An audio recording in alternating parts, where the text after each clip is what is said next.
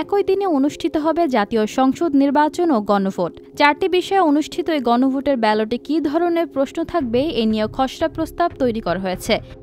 মঙ্গলবার সকালে অন্তর্বর্তী সরকারের অফিসিয়াল ফেসবুক পেজে এক পোস্টে প্রশ্নটি উল্লেখ করে বলা হয়, আপনি কি জুলাই জাতীয় সনদ সংবিধান সংস্কার বাস্তবায়ন আদেশ 2025 এবং জুলাই জাতীয় সনদের লিপিবদ্ধ সংবিধান সংস্কার সম্পর্কিত নিম্নলিখিত প্রস্তাবগুলোর প্রতি আপনার সম্মতি জ্ঞাপন করছেন?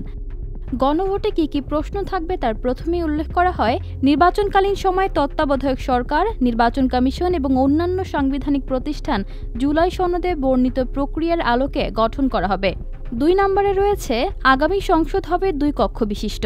জাতীয় সংসদ নির্বাচনে দলগুলোর প্রাপ্ত ভোটের অনুপাতে 100 জন সদস্য বিশিষ্ট একটি উচ্চকক্ষ গঠিত হবে এবং সংবিধান সংশোধন করতে হলে উচ্চকক্ষের সংখ্যাগরিষ্ঠ সদস্যদের অনুমোদন দরকার হবে।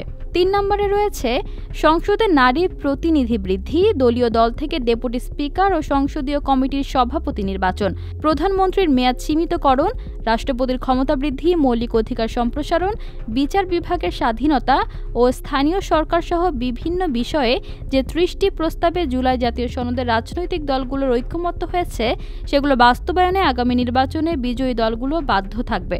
এবং সর্বশেষ, জুলাই সনদে বর্ণিত অন্যান্য সংস্কার রাজনৈতিক দলগুলোর প্রতিশ্রুতি অনুসারে বাস্তবায়ন করা হবে। গণভোটের দিন এই 4টি বিষয়ের ওপর একটি মাত্র প্রশ্নে হ্যাঁ বা না ভোট দিয়ে মতামত জানাবেন জনগণ।